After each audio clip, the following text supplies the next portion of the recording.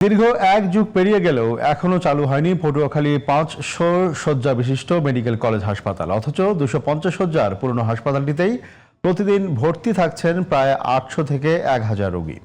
শয্যা সংকটে মেঝে আর বারান্দায় এখন রোগীদের ঠিকানা। চিকিৎসা দিতে হিমশিম খাচ্ছেন চিকিৎসক আর নার্সরাও। তবে সংশ্লিষ্ট কর্তৃপক্ষ বলছে 3 মাসের মধ্যে পুরোদমে 500 শয্যার সুবিধা পাবেন রোগীরা। পটুয়াখালী থেকে শহীদুল ইসলামের রিপোর্ট, জানাচ্ছেন ফরিদুর রহমান। শেকড় থেকে শিখরে। পটুয়াখালীর 18 লাখ মানুষের চিকিৎসা ভোগান্তি দূর করতে 2014 সালে এই হাসপাতালটিকে 250 থেকে 500 শয্যায় উন্নীতকরণ এবং মেডিকেল কলেজ নির্মাণ প্রকল্প হাতে নেয় সরকার।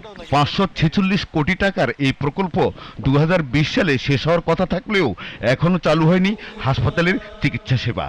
হাসপাতালটিতে প্রতিনিয়ত ভর্তি থাকছেন প্রায় 800 থেকে 1000 রোগী। শয্যা না পেয়ে প্রতিদিনই মেঝে ও বারান্দায় গা ঘেঁষে চিকিৎসা নিচ্ছেন রোগীরা। রোগীর চাপ বেশি থাকার কারণে বারান্দায় থাকতে হচ্ছে, মশার কামড়ে ভোগান্তি হচ্ছে। বাচ্চা নিয়ে আসছি, বেড পাইতেছি না।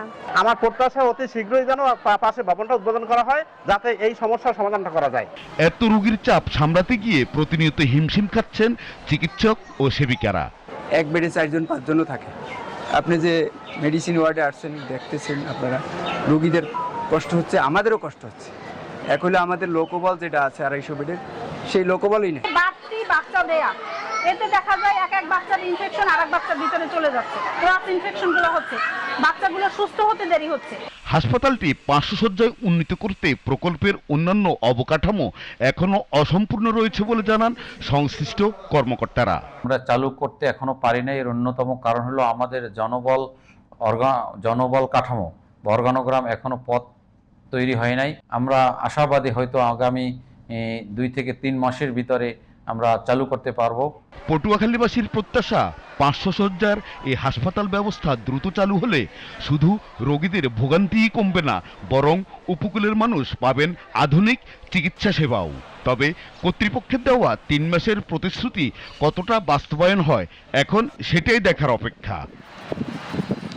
Faridur Rahman, GTV news.